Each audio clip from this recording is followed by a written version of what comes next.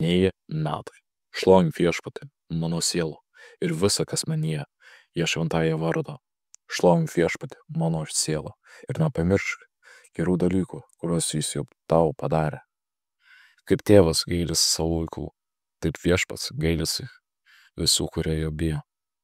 Salmynas, 103 skyrius, nuo 1 iki 2 ir nuo 2 iki 13 eilutės. Kai žvelgiu atgal į praėjusius metus, yra daug dalykų, kurie man nelabai patiko, o jei atidžiau įsižiūriu, vis tiek atrandu labai daug gerų dalykų. Geriausia, kad mano draugas Jėzus visada yra su manimi.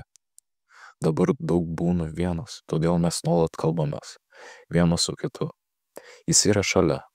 Kai tau reikia pagalbos ir esi priklausomas nuo kitų pagalbos, gali būti už daug ką dėkingas. Kiek jie turi kantrybės, kokie jie rūpestingi. Ir tai išauga į šlovinimą. Viešpats yra maloningas man. Jis yra šalia manęs. Vis dar suteikia man jėgų, drąsos, vilties, galios. Taip, esu visiškai persmelktas Jėzus šlovinimu. Jis yra nuostabus.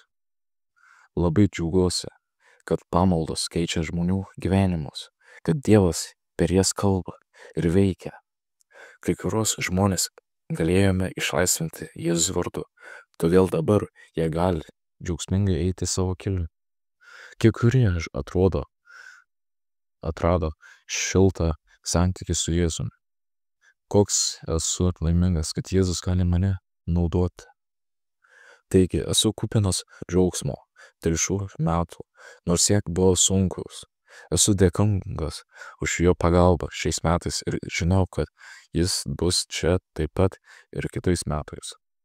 Kaip gera.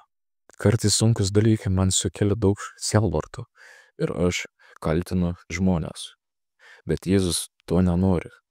Neturėčiau nešti šios naštos ir tapti rūstus. Tada turiu atleisti ir laiminti. Viešpatie, jie nežinojo, ką daro, atleisk. Viešpats atleidžia ir nuima mano naštą bei kartelę. Taip senatvėje vis dar susidarėme su atlaidumo problemomis. Tai nėra taip paprasto. Tai sąmoningas procesas ir apsisprendimas tarp Jėzus ir kartelių. Kai skaitau, ko Dievas nori, jis man visada atrodo kaip teisėjas, o aš esu nesėkmės kaltininkas. Tokios šiandien jis sako, aš esu tėvas, kuris tavęs pasigailiu.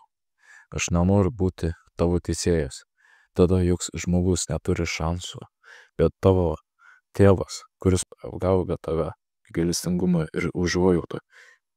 Tikėk manimi, mano vaikė, aš tikrai noriu su tavimi gero. Ačiū tau, Tėve danguje, tu esi ten ir niekada nepaleidi manęs iš akių.